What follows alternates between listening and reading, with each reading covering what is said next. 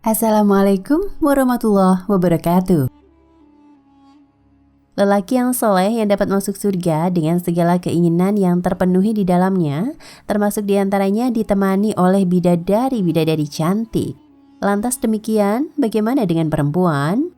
Kiai Haji Ali Mustafa Yakub dalam buku Fatwa Imam Besar Masjid Istiqlal menyampaikan, istilah bidadari sendiri sebenarnya masih diperselisihkan oleh ulama.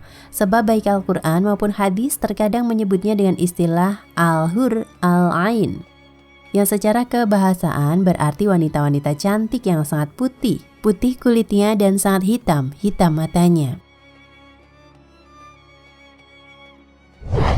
Dalam beberapa hadis terkadang makhluk gaib itu disebut nisa ahlul jannah, yang secara kebahasaan berarti wanita-wanita atau istri-istri penghuni surga.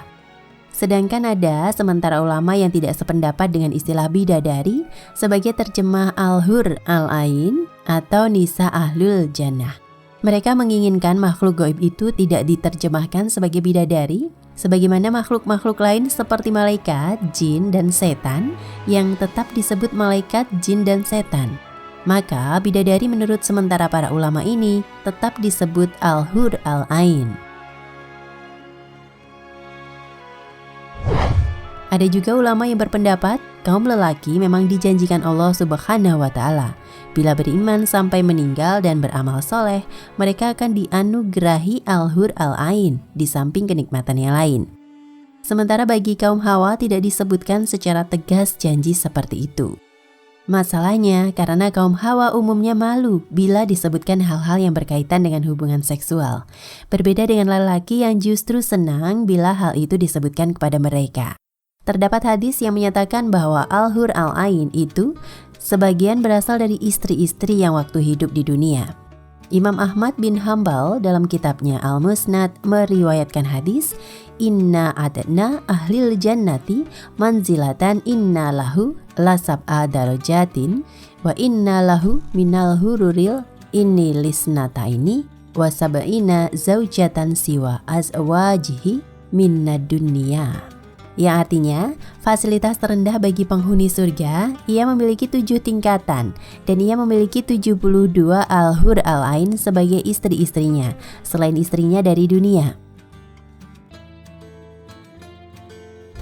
Namun bagaimanapun juga, kata Kiai Ali, kenikmatan yang diberikan di surga tidak sesempit yang manusia bayangkan sekarang. Dalam Al-Quran surat Az-Zukhruf ayat 71 dan surat Fussilat ayat 31 disebutkan bahwa penghuni surga akan mendapatkan semua yang diinginkan hatinya dan semua yang dia minta. Maka segala yang diinginkan penghuni surga, misalnya hubungan seksual dengan siapa saja, bila itu termasuk kenikmatan yang diinginkannya, maka Allah Subhanahu wa Ta'ala akan memberikannya. Yang jelas, kenikmatan yang ada di surga tidak seperti kenikmatan yang ada di dunia. Surga di tempat segala kenikmatan dan tidak ada rasa capek atau lelah bagi para penghuninya. Memakan buah-buahan misalnya tidak dilakukan atas dasar motivasi menghilangkan lapar atau mencari kesehatan seperti yang manusia lakukan di dunia, melainkan semata-mata menikmati kelezatan makanan itu. Sekali lagi ditegaskan, manusia yang masih hidup di dunia tidak mampu membayangkan kelezatan dan kenikmatan yang ada di surga. Hal ini sebagaimana hadis riwayat Imam Muslim, Nabi Muhammad SAW bersabda, Inna ajna manzilatin fi jannati hazihi ad-dunya wa asyaratu amsalihah. Yang artinya, sekecil-kecil kafling di surga adalah sebesar dunia ini ditambah 10 kali lipatnya. Ini artinya penghuni surga yang paling miskin, rumahnya di atas kafling seluas 11 kali lipat dunia ini. Itulah kebesaran dan kasih sayang Allah Subhanahu wa Ta'ala kepada hambanya yang saleh dan salihah, yang dapat memasuki surganya.